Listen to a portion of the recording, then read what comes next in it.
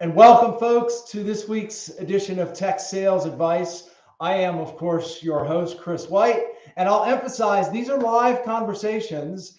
We are on today with someone who is no stranger to the pre-sales community. He's actually been a guest on my show before, Mr. Tony Francetic. Tony, how are you doing, my friend? Oh, doing wonderful. We've got a beautiful chilly Valentine's Day in Michigan, and coming off the heels of Stafford by way of former Detroit Lion getting his way to the Super Bowl ring. That's a good day in my book. Right? Lot going on today. It's Super Monday, so I think everybody's sort of at least most of us here in America were rubbing our eyes a little bit this morning and getting the cobwebs out. Of course, I see you wearing your red. It is Valentine's Day. Absolutely. Yeah, Valentine's Day. So happy Valentine's Day to Likewise. everyone. And Tony, in honor of Valentine's Day, we are going to be talking about what we love about pre-sales. And of course, we'll be inviting anybody who cares to join us to share what they love about pre-sales as we go.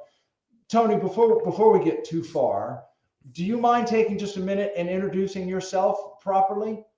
Of course. No, I appreciate it. Yeah. So Tony Francetic, I'm solution consultant manager at Thomson Reuters, and I know that's the fun thing in our industry is what's the title? Is it sales engineering? Is it pre-sales? Is it whatever that is out there? So we settled on solution consultant, and oddly enough, Pre-Sales Collective had a poll the other day, and that kind of topped the list of what we prefer to be called in the industry. So nice to see that validation that we made the right decision a few years ago. But no, so at Thomson Reuters, my focus is actually on our tax and accounting division. And I've been kind of down an interesting path while I've been there. I started in my support division, then I was in our training division, and then I was in the leadership team for the training division, and then now moved over to sales with the pre-sales team. So it's been a fun journey. Yeah. Well, it's so interesting to me. Everyone's journey into pre-sales is different. And I find it fascinating that yours was more through the training avenue, right? I mean, you were basically weren't you running a global training organization or flying all over the world doing training? So yeah, our division specifically, we service the US, but we do have partners in the UK and Australia and LATAM. So there's absolutely a lot that we kind of lean on each other for. But it's funny though, because even if I look at my own background before Thomson Reuters, I went to college for journalism. So where that kind of education and how to ask questions and all that, it fed so naturally into pre-sales. And at the time I had no idea that this existed when I was in school. So it's been really fun to kind of meander my way through this interesting path and get where I am, and I really feel confident that it's something I'm passionate about. So let's go right there. We said we're going to talk about the things that we love about pre-sales, and you've meandered your way into this profession. You're also beginning to build a little bit of a brand recognition for yourself with your, you've got your Motivation Mondays, and you're posting quite a bit. If someone were to bump into you on the street and say, Tony, what is it about pre-sales that you love? What are some of the things that would come to mind for you? And it's funny, we had went back and forth on topics for this, and we settled on, what we love about pre-sales, and former journalist, English communication, that whole background thing.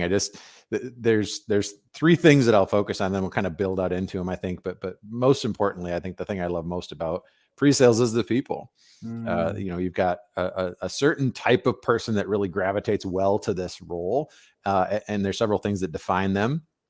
I think the process, I mentioned the journalism background and the questioning components of it. There's a lot of just how pre-sales fits into the sales process that I really enjoy. And I think there's lots of opportunity there.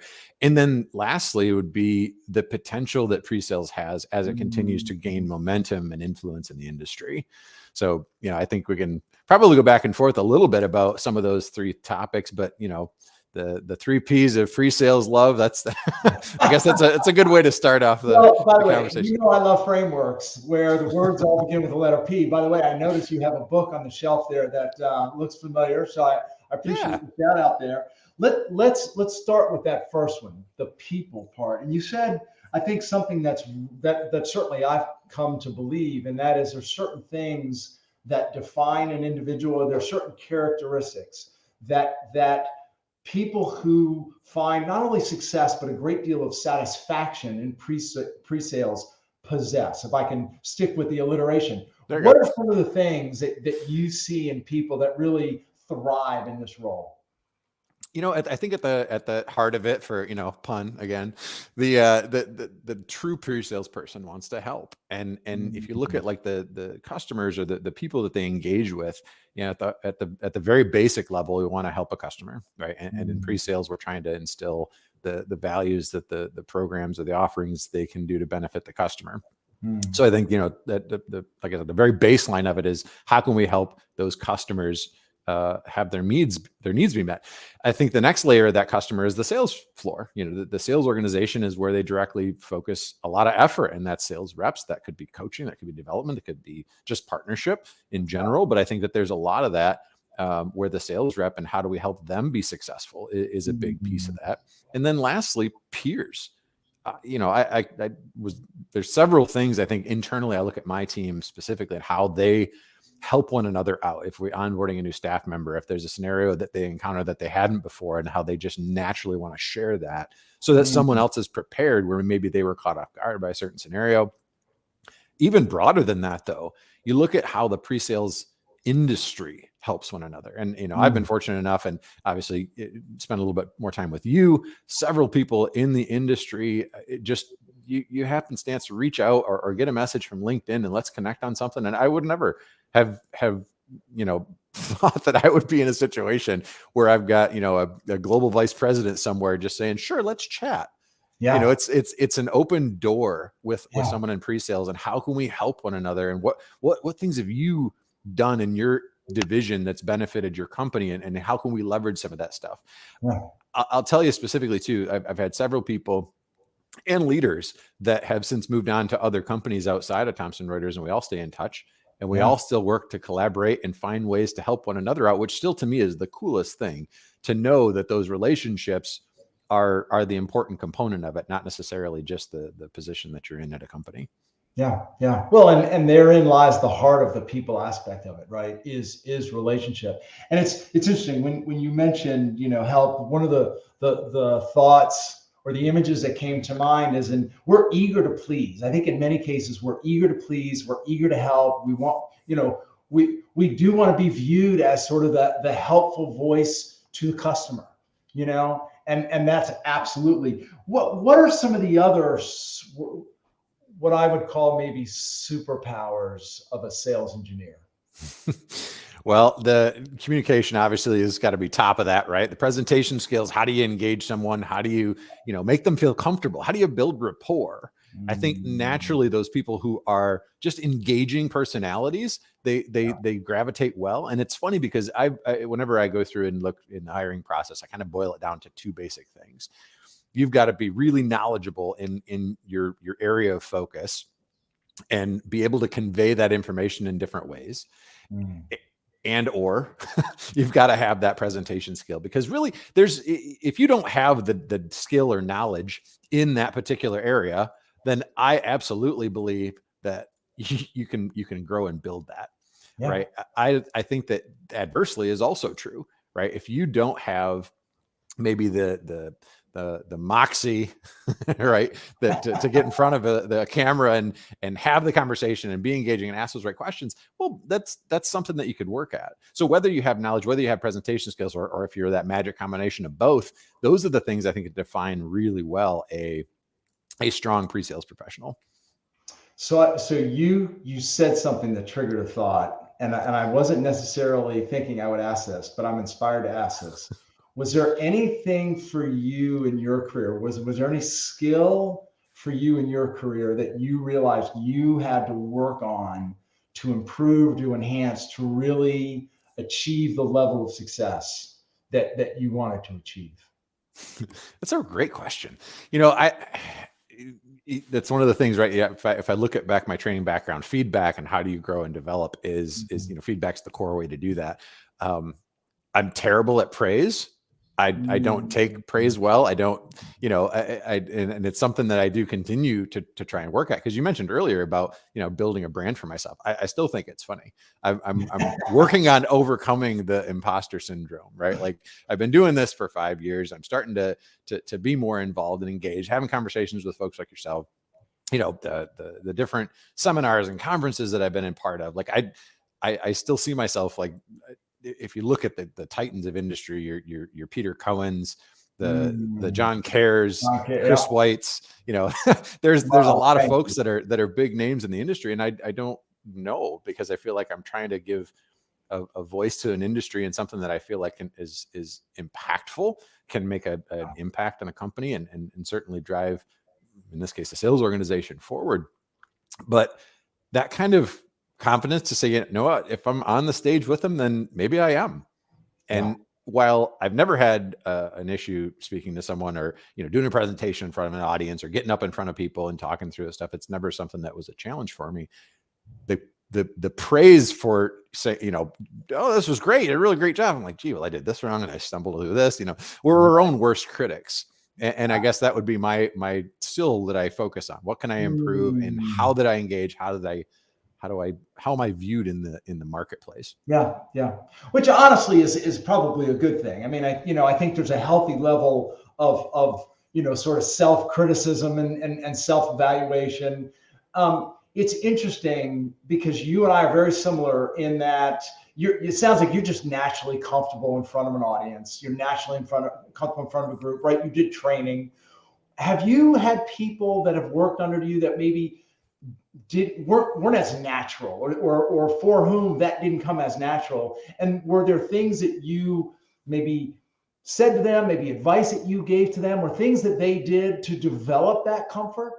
Sure. I mean, because especially within, so really targeted on Thomson Reuters, they're very tax and accounting professionals. So we've got some pretty complex software solutions that we offer to accountants and CPA firms. And we naturally pull from like our support organization or the training organization, because they know the products well. Well, even if you're in the support organization, you're not necessarily in front of people. You don't have that sales acumen or sales, panache to get in front of somebody and really, wow them with your presentation skills. So yes, you do really have to work through that energy, I guess is the best way that I would put it, because a lot of times, your stuff, it's easy to give examples or go through and show what the customer is looking for, but how you go about that, how do you bring in those value propositions? How do you kind of engage and show that you're passionate to hopefully have them reflect back that passion to you and be excited about the purchase process? So I think from a coaching perspective, there's one big thing that stands out, and that is be true to yourself. You can't copy someone else's energy. You can't try and replicate a particular scenario. You have to bring yourself into it and just practice. Right? Like anything that you do, the more that you do it, the more you get in front, the more you listen to yourself, which I personally hate listening to myself as well. I was just this morning, I was talking to my wife because our sales conference is going on. I recorded a session for it and I listened to it. I'm like, oh, do I really sound like that? And the whole, you sound different in your own head versus through your ears and how other people hear you. But the more that you can practice and really focus on honing your craft, which it is at the heart presentation. We are representative of the company that we're be showcasing, and we want to make sure and put our best foot forward and have some energy behind what you do. Bring it. Bring it every day. And it doesn't matter if there's a bad day. It doesn't matter if the weather's crappy. It doesn't matter if your kid threw up in the morning. You got to turn that off when it's time to present, because now the energy is there, but you're not the focus. As much as I think people like to be center stage, and some folks do naturally, enjoy that spotlight, but you're not what's important. It's the customer who's important. So how do you make them feel engaged? How do you make them feel heard? And then also offer the opportunity of your solution. Tony, I gotta tell you, and this is gonna embarrass you a little bit, so I apologize in advance. That was 3 or 4 of the best minutes on this program. What you just had to say there. I mean, truer words have never been spoken about this profession. First of all, you talked about, in essence, be yourself, right? Like, don't try to be somebody else. I mean, that's one of the things when people, in fact, I get people call me on the radio like, I'm doing this, I'm nervous. I'm like, first and foremost, like, just be yourself, right? Like, what's on your heart, what's in your mind, find your words. And then the second word you used was passion, right? Like, find your passion, right? What are you excited about? What are you inspired about? Go there, right? Stay there. And then look, you used one of my 6 favorite words in this profession, practice, right? I mean, at the end of the day, and you're right. I mean, it is a little uncomfortable to hear ourselves on video and see yourselves on video. For crying out loud, I do it all the time and I'm still not comfortable with it, right? I mean, but we talk about this in some of the workshops. I mean, there's a reason professional athletes watch themselves on film. You know, Exactly. I know I'm dating myself by calling it film. Nobody calls it film anymore, except, you know, people over 50. But, you know, I mean, that's the reality. So no, that was just a great little segment. Incidentally, Tony, let me pause this for a moment, folks. I just want to welcome you to this week's Tech Sales Advice. I'm on with Tony Francetic from Thomas Reuters. We're talking about what we love about pre-sales on this Valentine's Day. Of course, you know, we're wearing red for the occasion. I want to invite any and all of you, if you happen to be with us, say hello. If you want to share some of the things that you love about pre-sales, please do so. Of course, if you have a question for Tony, chime in. So Tony, we talked a lot about people, and we could probably spend another 45 minutes talking about people. But the second thing you mentioned was process. So let's shift a little bit into the process. And one of the things that you mentioned is how the pre-sales process sort of fits into the sales process. Can you talk a little bit about that? Yeah, and it's interesting because I think the more that companies start to recognize the value that pre-sales brings to not only the sales organization, but really the company at large, it's how do you retool where resources in the pre-sales world fit? And it's been a little bit of a process that I've been trying to do myself at TR, and it's one of those things that I think that when you look at industry statistics, like, you know, it's the last year's comp report that Consensus put together. The thing that stood out to me is you look at leaders in the industry. If you're within a year, like, so you just started as a leader in the pre-sales industry versus someone who's been in the industry in that 3 to 5 year category, their comp is $100,000 more a year than those who have been there for 5 years. And that tells me one really important thing, right? Pre-sales is where it's at. And the value, they recognize where that is. So to leverage that back into the process, sales, and if you look at just the explosion of the digital influence on sales, you know, how in my industry, specifically tax accounting, there's the generational shift where you've got a lot of mergers and acquisitions, or, you know, retirements from those older partnerships or older partners, managing partners, what have you, legacy that gets transitioned down to a younger generation that's now comfortable with digital. Well, how do you then think about where you engage with customers in a different way, and buyer enablement, which, you know, if it's how do you walk someone through a process? What's the first question that a pre-sales person typically asks when they go to get on a presentation? Help me understand. Tell me about your process. I right? sure hope so. They better anyways, right? That's one of the first things, unless you have a really good setup from your sales counterpart, then yeah, that's exactly where you go. So if that digital in embedding of content and what they do to research precedes the demo, I think there's a lot of the process where now we've got to retool. How do we engage? Because they should have a pretty good handle on what the solution is, maybe talk to some peers in their industry, societies that they're a part of, you know, local chapter, whatever the area is. They're going to have some experiences and at least some understanding of what's there. And so instead of, I think what historically pre-sales would have been is, all right, well, you know, give them the spiel, go through the overview, do the harbor tour. Yeah. You know, that piece of it. And you know, we've been really fortunate, the success we've had with Consensus at Debo Automation, to get some of that stuff done out of the gate and get it in front of them, so that what's left is a targeted, specific conversation. You know, that process now has to shift. And what I found in my team, we've I don't want to say split, because it's more been a branch in multiple different areas, but helping to coach and develop the sales floor.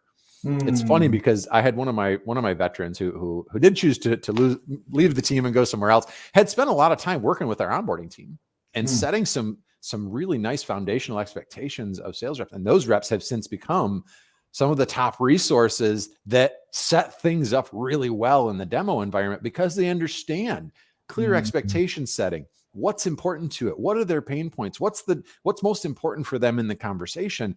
If we have that gold before we get on the conversation for a demo, oh my gosh, that's everything we want, to have it teed up just where we needed and knock it out of the park. Absolutely. Yeah. So, and I want to make sure I get this right. So one of your folks actually got involved in developing the onboarding for the sales team. Correct. Yep. Wow. We were kind of partnering with that onboarding team, and we've since strengthened that partnership because we do see that it's a real value. But when you look at it, and I'll go back to my slate spiel on pre-sales for a second, so apologies. But to be really good at pre-sales, right, there's several things that factor into it. You've got to understand the marketing strategy for the messaging component. You've got to understand the long-term roadmap of the product line so you can talk vision. You've got to have sales acumen. You got to have presentation skills, industry knowledge, competitor analysis, right? All those things together make a really solid pre-sales professional. Well, if you think about what builds a good sales professional, all those things factor in. So why not leverage what we do day in and day out from a pre-sales mindset and help to grow and benefit the sales team with some of those skills to tee it up? Yeah. What would you say to those individuals? Maybe there's some sales engineer leaders or some pre-sales professionals who are working with a sales organization that seems maybe reluctant or maybe not convinced that the pre-sales has a lot to offer in this context. Because I think there's still a lot of organizations or a lot of individuals who are trying to figure out, like, how do we, one of the things we like to talk about is getting a seat at the table, right? What would you say to those organizations or those individuals? Open LinkedIn.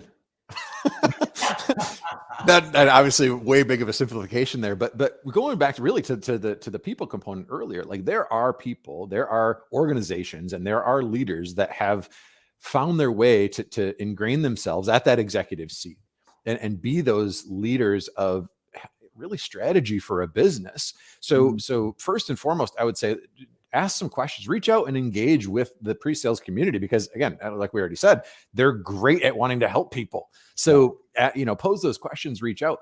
I think there's struggles that I've even had in the process of trying to build that influence over time. And I think you do have certain things that change and happen in an organization. You have leadership that changes, and then you have a new opportunity to introduce yourself and kind of show what's there. I think data is at the heart of a lot of what we do. So if you look at just what can you leverage from your influence on that sales division and start to make some inroads. I'm a big communicator. Flowers are here for my wife.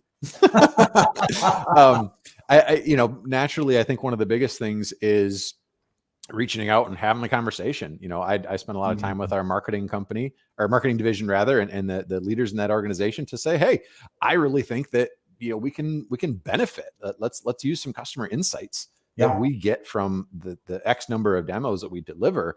Boy, you get a lot of data off of that. Right. And so let's look at how can we connect the data that we get from these, I'll call them interviews, right? It's a demo. We're trying to position the solutions, but what do? You ask all those questions in the midst of that conversation. Absolutely. That's an interview, and there is data to be leveraged across an organization, whether that's product development, whether that's marketing, you name it. So, gee, Mr. and Mrs. Marketing folks, I've got all this data. Would this be helpful for you? And then just open those conversations.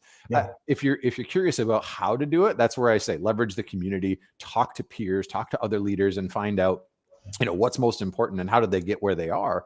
But within your organization, make those connections, have a cup of coffee virtually, however you get about it, but open the conversation.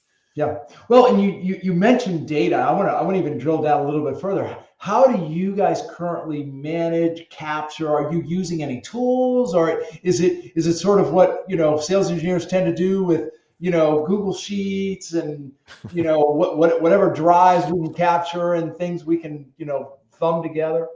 Yeah, well, it's fun because with our sales division right now, my group in tax professional, we're transitioning over to Salesforce, so we're in 2 different CRMs at the moment.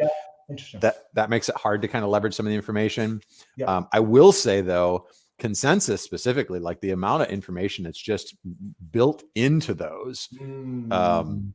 the demo boards that can select the chapters that are important. You've got this aggregate data that's there to pull through, and we've started to play around and get some information from our sales ops team about kind of diving into that data deeper than I can. So we do work with several different groups to make that come to light. But it's coming from a lot of different directions.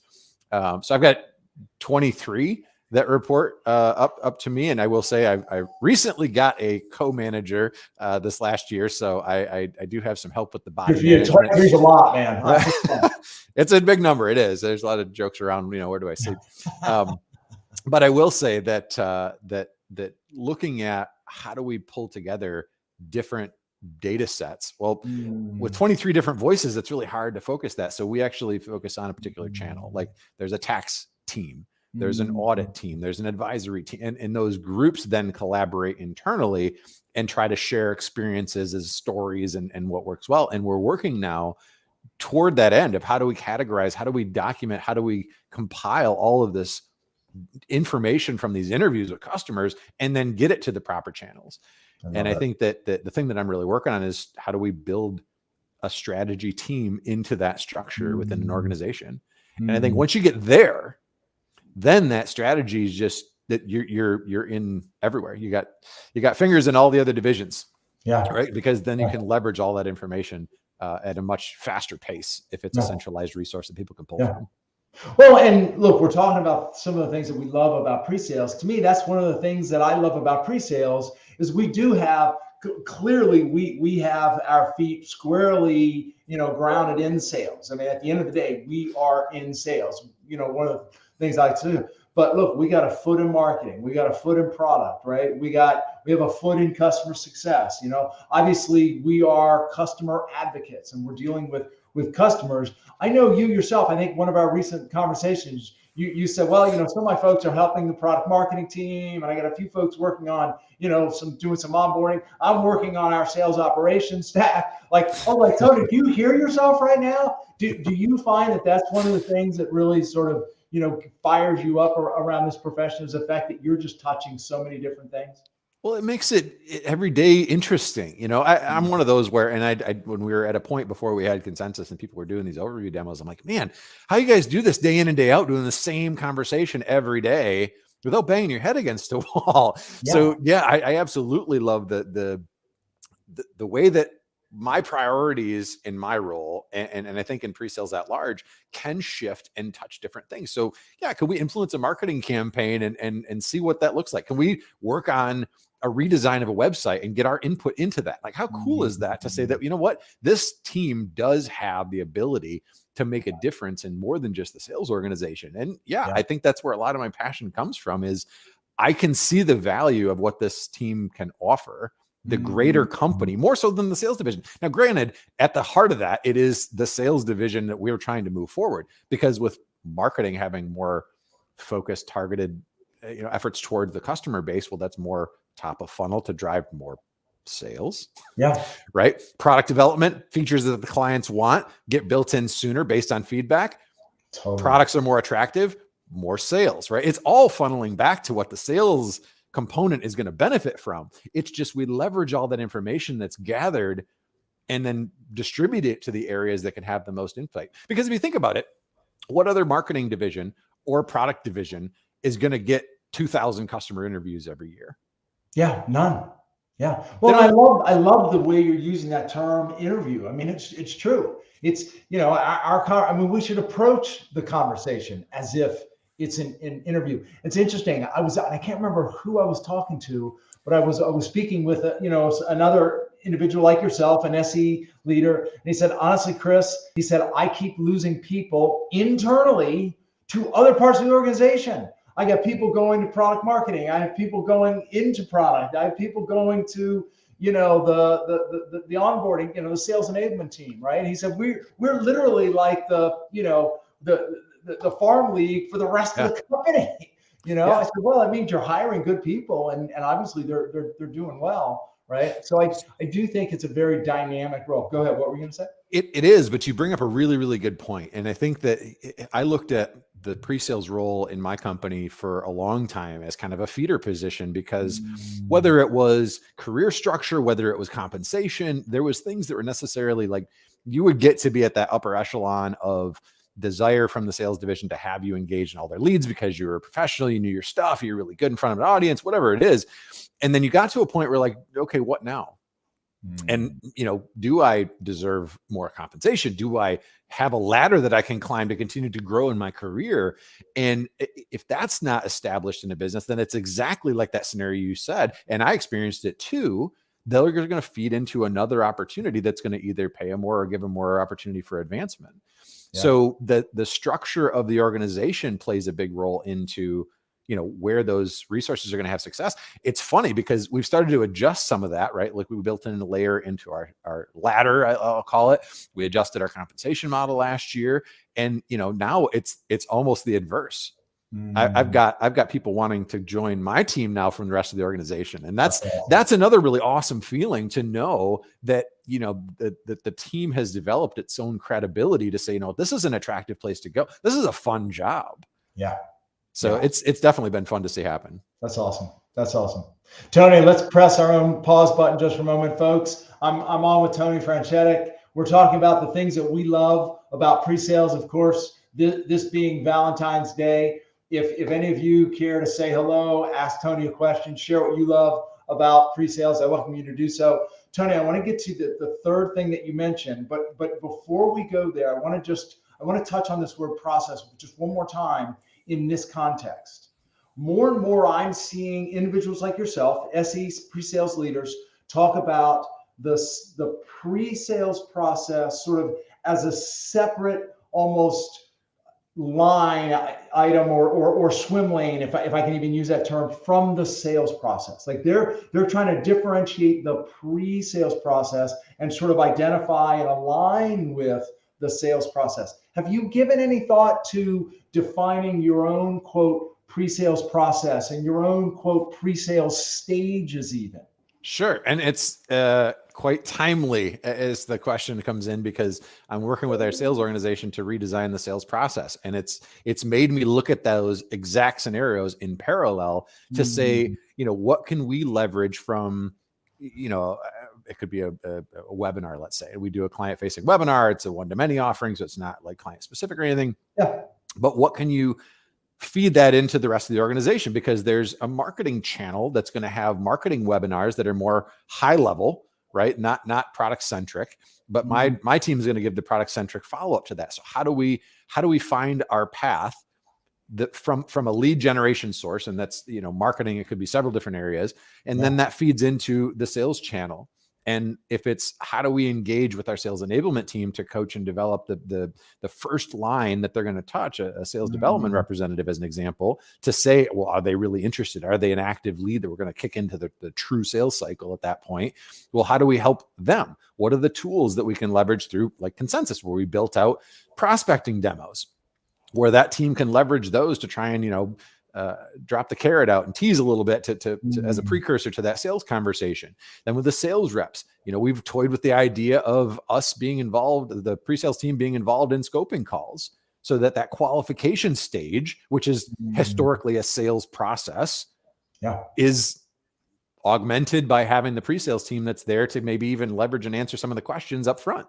And bypass a demo altogether and fast forward that sales cycle and close deals faster. And, I always look at it as, where can we take the low hanging fruit that a sales organization has and get that stuff handled, so that what does need hand holding, larger deals, multi-product, all the other things are going to factor into what my team's going to do really, really well and engage with those customers and show that value. Let's get the low hanging fruit out of there. Let technology do it. Let an earlier stage of the sales process handle it without having to engage us directly. It's indirectly because we're helping those other parts of the process, but absolutely. How can we make sure and marry what we do and how we engage with the sales rep and an agenda call and a post demo follow-up and the actual demo itself? And how do you pair up during the demo? Who says what, when? There's a lot of things that factor into that process, where I think if you're not looking at how to marry the pre-sales process, if you will, to the sales process, then it's going to result in the challenges that I used to have, where it's adversarial. Right? If you didn't do this, then my deal didn't close. And that's not a way to operate. It's got to be a partnership. Well, and I love this. Not only marry it, but I think we as pre-sales leaders now, we need to define our own processes, right? Because a lot of times a deal, from let's just say Salesforce or whatever CRM you happen to be using, right? The AE says it's in proof of concept, right? Right. Well, you know what? There's a number of stages that we go through in proof of concept, right? So you may be, our AE may be thinking, well, it's been in proof of concept for 2 months, so we should be about to close, right? Yeah, but if we haven't even gotten out of the first gate in the POC or the POV, whatever we're calling them these days, right? Then we shouldn't be projecting these for next month, so to speak, right? So I think it's just so important for us to define our stages, define our process. Incidentally, I'm inspired to mention you've mentioned consensus a few times. I do have to make it very clear to everyone that these are not sponsored conversations. No. These conversations are completely, as I like to say, unscripted, unrehearsed, and unpredictable. So although I may be sending a bill to consensus for this. Well, I bet the fact. But by the way, this is an important point. I've actually been doing some study and some research in the market. There's over 20 relatively new vendors in our space for automation and for automating different areas of what we do. And this is, there's a groundswell momentum, not only around the pre-sales profession, but around tools to help us automate. So, the fact that obviously you're leveraging consensus for a great deal of value. I think that's going to become a trend moving forward, is people like yourself defining ways to automate, defining ways to, realize efficiencies, et cetera. Right? 100%. No, and I got to say, I've been mistaken. Like, do you work for Thomson Reuters or do you work for consensus? But I always like, obviously there's many other vendors that are there to kind of augment the technology process. You're exactly right. We've just had a lot of success with it. I just naturally gravitate towards talking about our success with it. But anytime you want to leverage automation in general, and that could be in the demo process, that could be in aggregating data. There is a lot out there, and you're right. And I need to spend a little more time, I think, with some of the new tools that are emerging specifically around pre-sales as we get onto Salesforce, as we get into those, CRM, that a lot of those tools leverage data from. I need to jump into it myself. Well, and I'll make a little plug for something that I'm working on. So by the end of March, I hope to release a report with a colleague of mine, Kerry Sokolsky, who runs Pre-Sales Mastery. He and I are working on a report, and there's going to be some big announcements around that. So unless you're in a rush, hold out a month or two, and then there'll be a useful guide out there to use for that.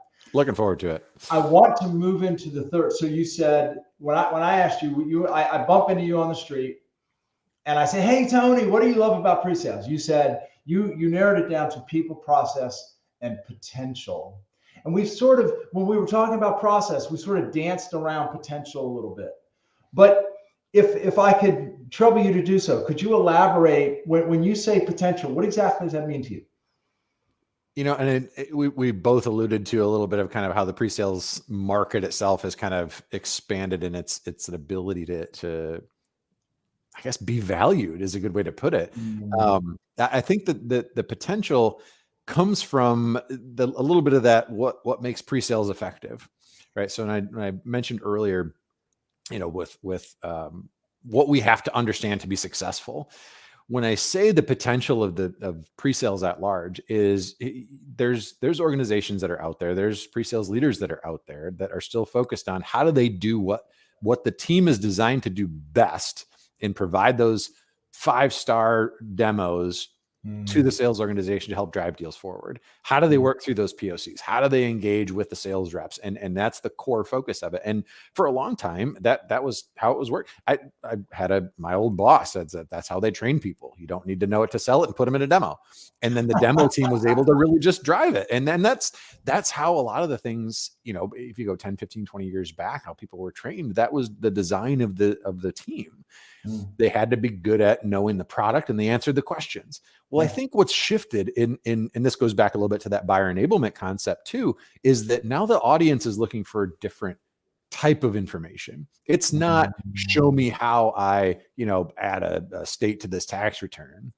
that's not something that's going to bring value in the discussion. So I think Mhm. as the industry started to shift and say, man, there's a real opportunity that I know some groups are under a product marketing division, right? Because marketing and the messaging and the value and all those propositions, that's where they lie. Some of them, I mentioned myself included, being from the training division. Well, that's because there's product and there's presentation and there's learning that's involved into it. So do they align with that training organization instead of sales? So when you look at just how this potential is there, it's recognition that as the buying process has changed, how we provide information to customers has changed. And in order to be that medium to deliver the information the most effective way possible, the types of things that pre-sales has to understand has now evolved, right? So where I mentioned marketing, I think there's an absolute opportunity for pre-sales to have a strategic seat with the marketing division and talk and have that circular feedback loop of campaign development and customer feedback. And how do we do that? If it's the product teams, I feel it's the exact same scenario, because product development relies on what's needed in the marketplace. And then customers that are prospective, that are looking, are either unhappy with their current process or think that there's a better way. Well, we've got that intel, we've got that insight from the conversations that are held. So again, without going into like every possible, branch off that we have, the potential that's there is for pre-sales to take a different role in an organization. Still sales, right? And we mentioned it earlier about having their own process and aligning with the sales process and having those things be consistent to benefit the sales division. But the way to do that isn't necessarily by just banging out as many demos as humanly possible. It's taking what you do and finding a way to be a force multiplier for the business. And I think that's the thing where the potential is there, and where I get so excited about, like, when can we make some of these changes? It's what is the exponential impact of that data, that influence on an organization, and can that be the driver of strategy? That's, I mean, for me, like, that's one of the things, like, that's where my passion comes from, because I can see, and maybe I'm not looking into the future and I'm just crazy, but there's a big part of me that thinks that this is the real value that pre-sales brings to a company, is not just delivering the demos to the sales team. Yes, it's a core part of it. Yes, it's important. And yes, it will always be important. But what is possible with that interaction, with that research and study and engagement and industry and sales and presentation, and always sharpening the saw and getting better, that learning mindset lends itself well to strategizing, because I've learned this, how can I apply it?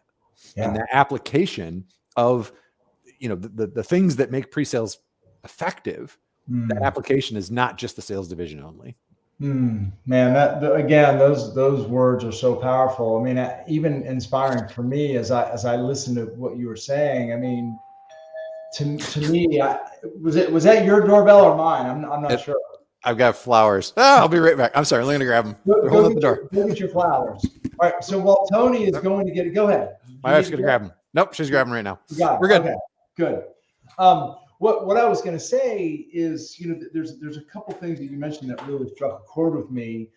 Just this notion that really pre-sales can become a strategic sales profession, I think, right? We can become strategic sales professionals. You also mentioned it's not just learning new things, it's learning new types of things, right? To me, that really elevates the idea, right? It's not just learning new things, it's learning new types of things. And really it creates a different role for us. So honestly, I'm inspired to think about that more and to start writing about that. Now that you've said that, I want to give that some more thought. I really do. Then we'll collaborate later, because that's, maybe the former journalist in me. I love that part of kind of putting ideas to paper and working with it. So yeah, maybe there's a future collaboration in there somewhere. I think so, man. It's just, but it's when you look at just, and again, this is not solely coming from my brain too. I look at just like the trends in the market and what you see pre-sales doing and how you see that influx. And I go back to that data point on compensation in general. That's not my recognition of the value of pre-sales. That's the industry. That's the businesses saying, wow, we're sitting on a gold mine here. What what have organizations been doing with that type of data from a pre-sales team in the past? Yeah, nothing. Nothing. It's been wasted, right? Yeah. It just goes to waste. It just is not used. Yeah. So tons of potential there. No, and then that's, the more that you engage with other folks and you kind of bring that message to light, and you kind of see some light bulb moments for other folks too. I think that it's that kind of momentum that the industry is going to continue to move forward, because it's not stopping. And the digital component, people might get nervous of like, well, how is this automation? Are we going to have jobs? And I don't, my team specifically, like when we first launched that automation component of the process, they're like, are we going to have jobs? Look, of course you're going to have to. You look at artificial intelligence, you look at the technology industry in general. Does automation result in lost jobs, or does it result in a way that we change how that job is? What constitutes that job? The role is going to evolve, and it's a blend of that technology as well as the personal interactions. Absolutely. So how can you leverage that type of information? No, it's an exciting time to be in pre-sales. It really is. And like I said, I mean, you've got me thinking. I mean, I'm really sort of envisioning even almost like a maturity model, right? Where, when you start out in the profession of pre-sales, there are certain things that you have to learn. There's certain things that, in fact, in many cases, you may need to learn how to take advantage of the automation so that you can scale and grow quickly. But as you mature in your profession, I think more and more we need to become strategic minded. Even for the individual contributors out there, we need to be strategic minded. The role. So I just love this. You're giving me some ideas about what I want to write about here in the coming, certainly year, if not months. So, Tony, we, if you can believe it, have been at this for about 45 minutes already, which is unbelievable. The time always goes by so fast. I have a lightning round where I'm going to ask you a few questions. But before we get there, anything else about sort of this notion? In fact, one thought one question I was going to ask that I hadn't asked. When you think about moving into the pre-sales leadership role, what is it about pre-sales leadership that you love? See that, and there's a lot of just seeing the growth and development in I'll say the people in my care, right? Like, I'm never the smartest person in the room. I want to hire the right people who are smarter than me, and then use that and really collaborate as the way forward. But the thing that I like about managing a team of people is that you've got a myriad of personalities. You have a myriad of things that drive what they're passionate about. Why do they come to work every day? What is their motivation? And part of the challenge in working with multiple different people is understanding that, and then helping to see that vision come true, right? So what can I do? And I'll be remiss, because I all the things mentioned earlier and all the things that we're balancing right now and trying to coordinate all these different efforts, I will say it's part that I do need to focus in on is my team and coaching and development, and ways that I can help them be successful. But I think, when you have a structure that's designed in such a way where there's a lot of that collaboration I mentioned, they're very good at helping one another. The thing that I like about it, though, is, like I said, getting back to what's important to them. How do I understand their motivation and help them to move forward in their career, whether that's with or without me or my team or the company for that matter? Yeah. I harken back all the time to my first team lead when I was in our support organization. There's essentially a few paths. Let's understand what's important to you. Let's find a way to help you get there. And if ultimately that stays here with me, awesome. Great. If it stays within my company, even better, right? If it's outside of the company, I still helped you get there. And to me, there's still a big a kernel of that is I'm making an impact on someone else. It's not that I'm trying to promote myself and further my own career. Like, I want help people be successful. And it goes back to it, right? It's why I fell my way into pre-sales, because I want to help. Yeah. Yeah. We came full circle. And I do think that the best, and look, this is true of any leader and manager, but when you get satisfaction out of seeing your people grow and develop, to your point, whether that's within your own organization or not, I think that's when we've really achieved a high level of leadership. And I just absolutely love that. All right, so we've been at this for about 50 minutes. So as always, you've been so gracious with your time. Just a few questions in sort of lightning, round fashion. Question number one. I'm calling this program now Tech Sales Advice. Yep. So think back to some point in your career where you got some valuable advice that you never forgot. When was it and what was it? So actually, it was the same team lead that kind of brought me into the company, we'll say. And it was, if you've got something that you want to achieve, be vocal about it. Right. You asked earlier about like how would someone go about changing their influence in an organization? Well, my answer was go talk to people. Yeah. Be vocal about it. Find ways to showcase the value that you bring.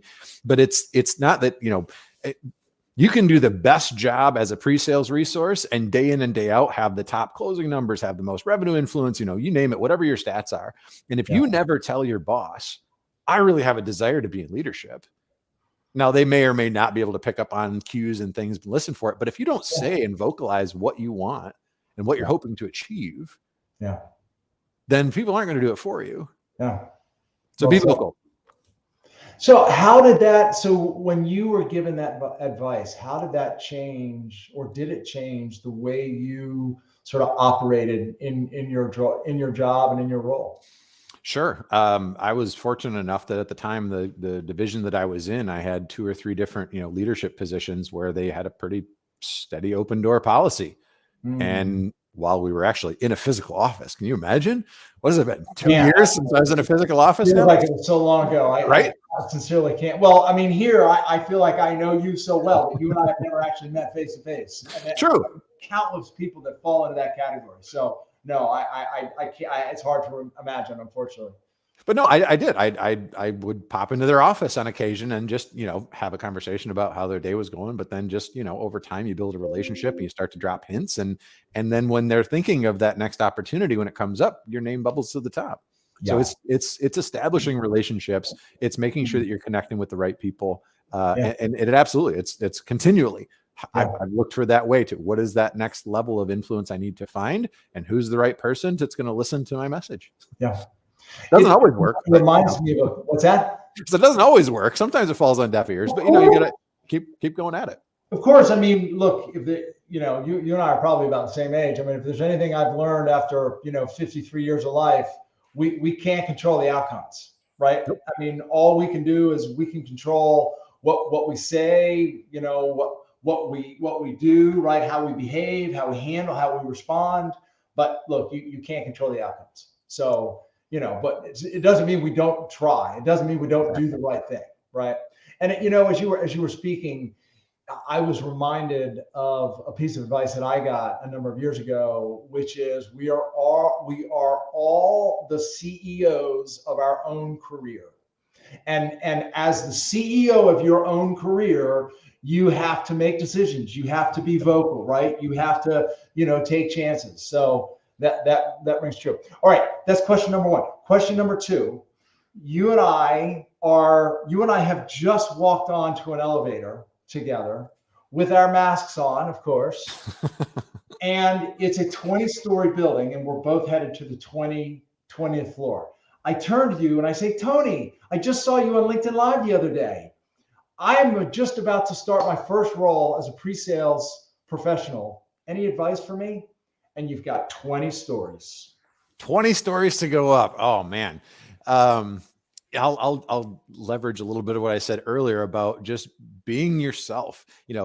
Obviously there's a lot of the focus that's in pre-sales about that growth mindset. You've always got to be curious. You've got to be learning. You got to be looking for ways to improve yourself. But even though you're going to garner information from multiple different sources, whether that's industry competitors, the product teams, the sales groups, whoever, you've got to instill a part of yourself into whatever you convey to a customer.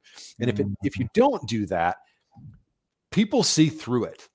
If you don't bring some level of yourself and passion that you have for what you're doing into a conversation, into a presentation, then it's easy for a customer to say, well, if they're not passionate about it, why should I be? So I think that the way to be genuine is an important component of that presentation part of pre-sales. Mm. So more than anything else, be yourself, have that growth mindset, but bring yourself into all the information you have and then make it personal. Yeah. Yeah. I mean, the word that comes to mind for me is authentic, right? Absolutely. Be authentic. You use the word passion, you use the word genuine, right? And you're right. People see through it. You know, one of my favorite sayings, motive is transparent, right? And people see through it. So you got, don't pretend to be, if you're 25 or 27 years old, right, and you're relatively new to this particular, profession, don't pretend to be someone you're not, right? I mean, it doesn't mean you can't succeed, right?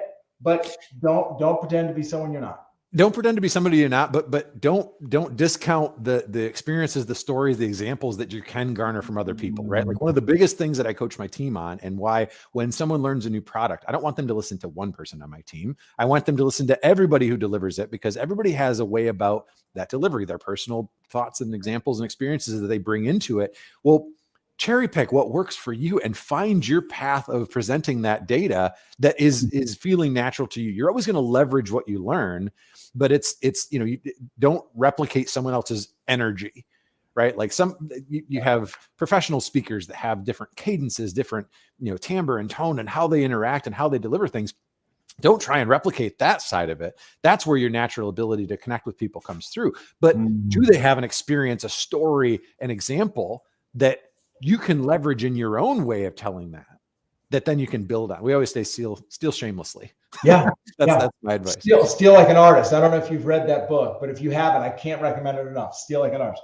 All right. Final question. I asked you this the last time you were with us, so you may see this one coming, but final question for you is, if you could ask me one question, what might it be? Well, what do you love about pre-sales, Chris? You've been in this for a while. You've got books behind you. You're an author. You're a thought leader in the industry. What gets you up every day? When I was in the field, the thing that I loved most about pre-sales, honestly, was taking the stage, was being in front of customers.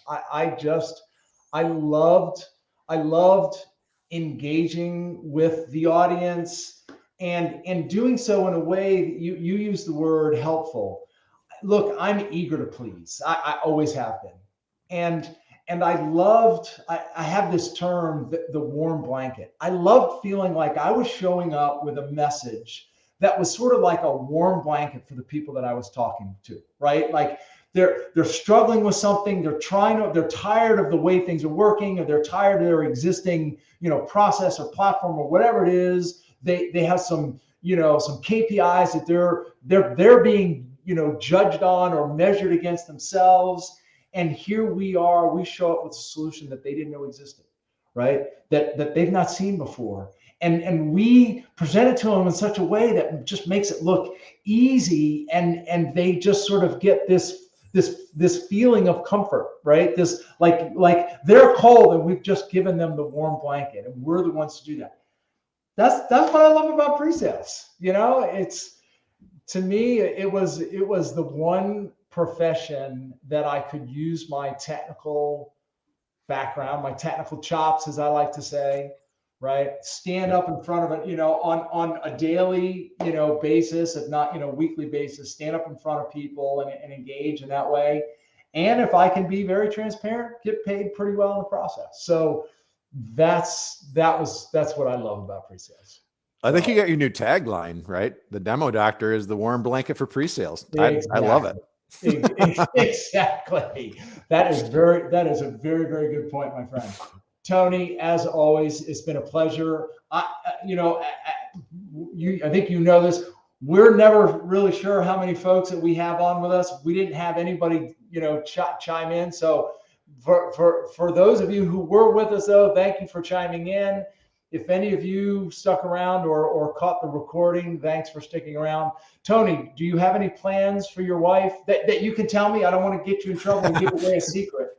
Well, you know, the roses are just delivered. So Okay. I've got that part out of the way. Check that Now, box. right. No, you gotta bring the kids into it and have a little fun when they get home from school. So yep, it'll Excellent. be good plans. Very But good. I would echo the same thing though. I would challenge everybody, if you do see this, the recording afterwards, follow up and talk about what you love about it. I think that there's so much of that where we can connect and have the industry and all the folks that are a part of this awesome community maybe build each other up a little bit, right? It's Valentine's Day. Let's show the love. Let's show the love for pre-sales and throw some comments out there. I love it, man. That's fantastic. Tony, it's always a pleasure. Good to see Likewise. you. Folks, thanks for joining. Have a good year, my friend. You as well. You soon. You bet. Sure. Bye-bye. Bye.